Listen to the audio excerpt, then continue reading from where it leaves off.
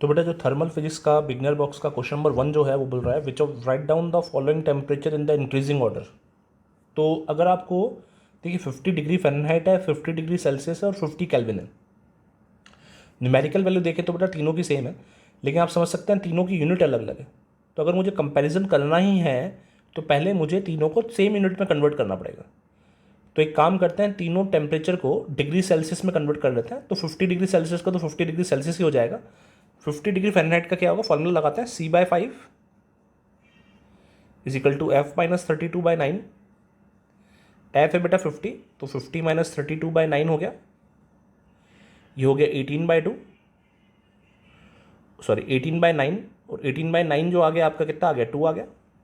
तो जो C आया डिग्री सेल्सियस में 50 डिग्री फ़ारेनहाइट आ गया, वो 10 डिग्री सेल्सियस के इक्वल आया बेटा। तो जो 50 डिग्री फ़ारेनहाइट है आपका, actually it is 10 degree Celsius. अच्छा, ये तो पहला पार्ट अपने सॉल्व किया। ऐसे ही अपन एक काम करते हैं, 50 केल्विन को भी कन्वर्ट कर लेते हैं डिग्री सेल्सियस में। तो C इज इक्वल टू क्या होता है बेटा, K - 273 होता है।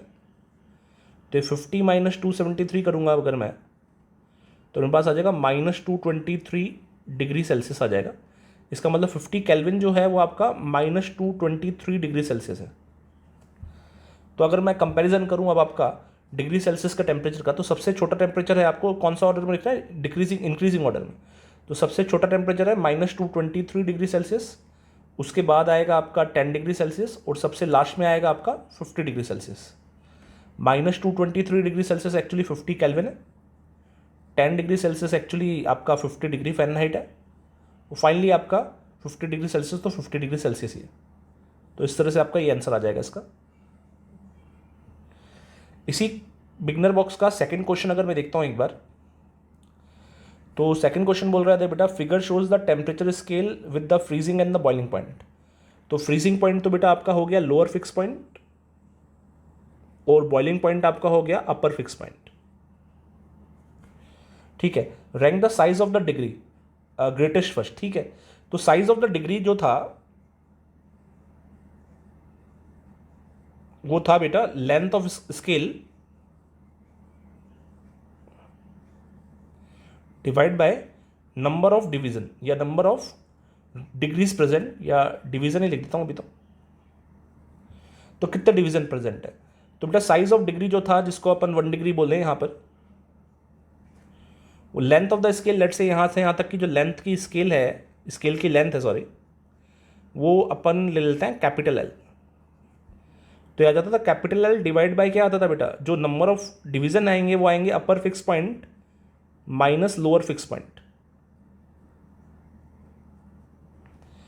तो अगर मैं 1 डिग्री एक्स के बारे में बात करता हूं, तो 1 डिग्री एक्स मेरा हो जाएगा L/70 - 20, that will be L/50।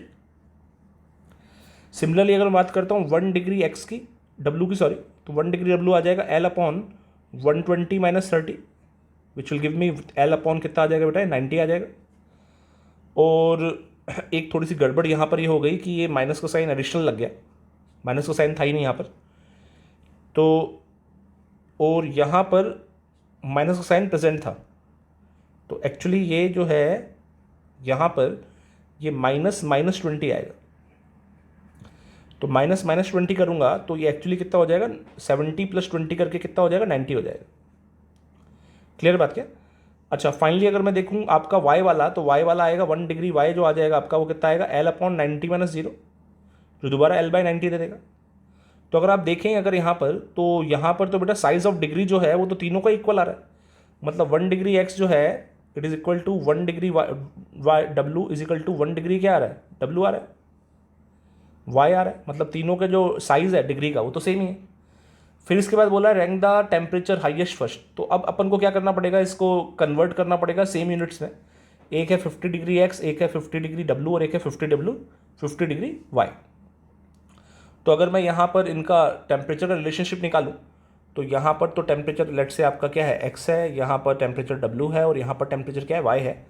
तो इसका जो सीधा सीधा कॉन्सेप्ट था वो ये था, reading minus lower fix point divide by upper fix point minus lower fix point is equal to क्या होता था बेटा, कांस्टेंट होता था। तो अगर ये तीनों के अंदर लगाता हूँ, पहले लगाता हूँ एक्स में, तो ये आ जाएगा x minus lower fix point है -20, अपर फिक्स पॉइंट है 70 माइनस -20। अगर ऐसे यही काम डब्ल्यू के लिए करता हूँ तो अपर फिक्स पॉइंट है 120 और लोअर फिक्स पॉइंट है 30, तो ये हो जाएगा डब्ल्यू -30 अपॉन 120 -30। सिमिलरली यही काम अगर y के लिए करूँगा तो y माइनस अपर फिक्स पॉइंट बेटा है 90 और लोअर फिक्स पॉइंट है 0, तो ये 90 माइनस क्या आ जाएगा, 0 आ जाएगा। तो इसको अगर सिंप्लीफाई करेंगे तो ये भी 90 आएगा, ये भी 90 आएगा और ये भी 90 आ जाएगा, तीनों कैंसिल हो जाएंगे। ये हो जाएगा x + 20 = W - 30 = y। तो इस फॉर्मूले का यूज़ करके मैं एक काम करता हूँ, सबसे पहले तीनों जो टेम्परेचर है 50 डिग्री x, 50 डिग्री W और 50 डिग्री y, इन तीनों को किसी एक में कन्वर्ट कर लेता हूँ। सबसे आसान लग रहा है मुझे, किसी भी एक में कन्वर्ट कर लो, x वाले को छोड़ देते हैं, दोनों को x में बदल देता है मतलब। तो चलो ठीक है, तो x + 20 जो आ गया अपना, वो हो गया 50 - 30। अगर मैंने W की वैल्यू कितनी ली है बेटा, 50 ले ली है, तो x की वैल्यू मेरे पास कितनी आ जाएगी, x की वैल्यू मेरे पास आ जाएगी कितनी, 20 + 20 40 आ जाएगी। इसका मतलब 50 डिग्री जो W है it is equal to 40 degree x। ठीक है, ऐसे ही अपन सॉल्व कर लेते हैं किसके लिए, y के लिए। तो y की वैल्यू 50 डालूंगा, अगर मैं y = 50 डालूंगा तो x + 20 मेरे पास आ जाएगा, सीधे सीधे 50 के इक्वल आ जाएगा, तो x = आ जाएगा 30। इसका मतलब 50 डिग्री जो y है that is equal to 30 degree x। तो यहाँ पर आपको समझ में आ जानी चाहिए बात कि साहब आपका सबसे बड़ा टेम्परेचर कौन सा है बेटा, सबसे बड़ा तो 50 डिग्री x ही है। तो आपको यहाँ पर समझ में आ जानी चाहिए 50 डिग्री जो x है वो बड़ा है 40 डिग्री x से, और वो बड़ा है 30 डिग्री x से। तो 50 डिग्री x तो 50 डिग्री x हो गया, 40 डिग्री x को मैं लिख सकता हूँ 50 डिग्री W, और 30 डिग्री x को लिख सकता हूँ मैं 50 डिग्री y। तो इस तरह से मेरा टेम्परेचर का रिलेशनशिप इसमें आ जाता है। क्लियर है बात क्या? चलिए आगे बढ़ेंगे, अगले क्वेश्चन को देखते हैं। तो अगला क्वेश्चन बोल रहा है what is the temperature at which we get the same reading in both degree Celsius and Fahrenheit. तो डिग्री सेल्सियस और फ़ारेनहाइट की रीडिंग को सेम करना है, और आपको ये पता है C/5 = क्या होता है बेटा, F - 32/9 होता है। तो F की जगह C डाल देता हूँ, तो C - 32/9 हो गया। क्रॉस मल्टीप्लाई कर दूंगा तो 9C = आ जाएगा 5C - 160। 5C उधर भेज दूंगा तो 9 - 5 क्या हो जाएगा, 4C हो जाएगा। 4C = -160 आ जाएगा। तो C = कितना आ गया, -40 आ गया। इसका मतलब -40 डिग्री सेल्सियस = क्या होता है, -40 डिग्री फ़ारेनहाइट होता है। तो ये भी देखा जाए तो काफ़ी आसान क्वेश्चन है। अगला क्वेश्चन देखते हैं। अगला क्वेश्चन बोल रहा है the thin copper wire of length L increase in length bye 1% when heated from temperature T1 to T2। ठीक है, what is the percentage change in area of the thin copper plate having dimension 2L × L heated from T1 to T2। तो बेटा अगर आप देखें तो एक तो आपका लीनियर एक्सपेंशन और एक आपका एरियल एक्सपेंशन है। तो जो लीनियर एक्सपेंशन होता है वो तो होता है ΔL/L × 100, जो आ जाता है अल्फा डेल्टा T × 100, और ये आपको 1% गिवन है। जो आपसे पूछा गया है वो एरियल एक्सपेंशन पूछा गया है, बोले तो ΔA/A × 100 पूछा गया, और ये होगा बीटा डेल्टा T × 100। अब बेटा बीटा की वैल्यू आपको पता है किसके इक्वल होती है, 2 अल्फा के इक्वल होती है। और अगर मैं यहाँ पर 2 को तो 2 लिख लेता हूँ, अल्फा डेल्टा T × 100 की वैल्यू कितनी है बेटा, 1 है, 1% एक्चुअली देखा जाए। तो अपना आंसर जो आ जाएगा वो 2% आ जाना चाहिए, जो कि कौन सा ऑप्शन हो गया, बी ऑप्शन हो गया। अच्छा, इसमें एक डाउट रहता है बच्चे के दिमाग में, सर वो एक साइड 2L है एक साइड L है, तो वो 2L से कोई फ़र्क नहीं पड़ेगा क्या? बेटा इससे क्या फ़र्क पड़ता है कि एरिया क्या है, लेंथ इनटू विड्थ है ना। लेंथ आपकी L है, विड्थ आपकी 2L है। एरियल एक्सपेंशन में आएगा तो बीटा डेल्टा T ही है ना। चलिए अगला क्वेश्चन देखते हैं। तो क्वेश्चन नंबर 5 जो है बोल रहा है a hole is drill in a copper sheet, the diameter of the hole is 4.24 centimetre.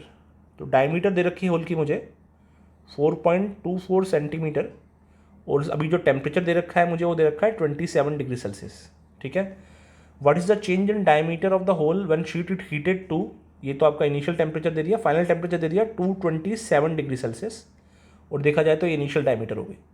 और बेटा अल्फा की वैल्यू दे रखी है अपन को, लीनियर एक्सपेंशन दे रखा है 1.7 × 10⁻⁻5 डिग्री सेल्सियस इनवर्स दे रखा है। तो बेटा चेंज इन लेंथ जो होता है ΔL = क्या होता है, ΔL = होता है L0 अल्फा डेल्टा T। अभी लेंथ कोई सी भी लेंथ हो सकती है बेटा, ये पेरीमीटर भी हो सकती है, रेडियस भी हो सकती है, डायमीटर भी हो सकती है, इससे कोई फ़र्क नहीं पड़ता। तो डेल्टा डी जो आएगा वो आएगा D not alpha delta T. तो डी नॉट तो हो गया बेटा 4.24 सेंटीमीटर, एल्फा हो गया 1.7 इंटू 10⁻⁻5 डिग्री सेल्सियस इनवर्स, और डेल्टा टी हो गया 227 माइनस 27 करूँगा तो 200 डिग्री सेल्सियस आ जाएगा। तो पहली बात तो डिग्री सेल्सियस से डिग्री सेल्सियस कैंसिल हो गया, और अगर मैं इसको सिंप्लीफाई करूँ तो 10⁻�5 और इंटू 100 करूँगा तो 10⁻³ एक मेरा अलग से आ गया। 17 इंटू 2 ये हो गया कितना हो गया 3.4 हो गया। तो एक तो हो गया 4.24 और एक हो गया 3.4। इसको सिंप्लीफाई कर मल्टीप्लाई कर लूँगा तो अपना आंसर आ जाएगा। तो ये हो गया 16 9 16।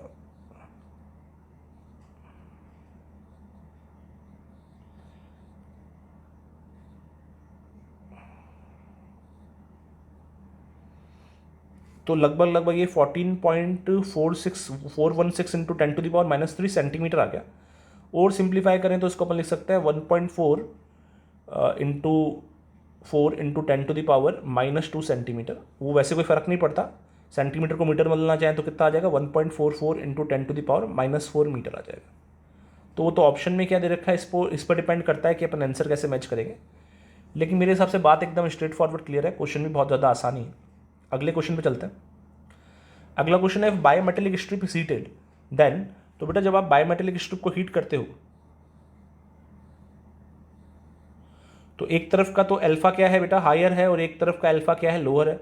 इस तरफ का अल्फा लेट से हाई है और इस तरफ का अल्फा क्या है लोअर है। तो ध्यान रखिए जब आप इसको हीट करेंगे तो ये बैंड करेगी हमेशा उस तरफ जिस साइड की लेंथ क्या है बेटा कम है। तो लेंथ किस तरफ की कम होगी, जिस तरफ का अल्फा क्या होगा लोअर होगा, तो ये इस तरफ बैंड करेगी। तो जो लोअर अल्फा वाला है उस तरफ ये बैंड कर जाएगी। ठीक है, ये बात क्या, क्योंकि उसकी लेंथ क्या होगी कम होगी, तो वो इनर आर्क की तरफ आएगा बेटा। तो इसका मतलब इसका आंसर क्या आ गया, band towards the metal with lower thermal expansion coefficient. तो इसका आंसर ए आएगा। अच्छा, ये वाली बात भी इंपॉर्टेंट है कि अगर मैंने यहाँ पर इसको हीट करने की जगह कूल किया होता तो इफेक्ट एकदम उल्टा हो जाता, then it would have bend towards the metal with higher thermal expansion coefficient. लेकिन ये दोनों बातें हम क्लास में डिस्कस कर चुके थे, एक बार इसको देखिएगा।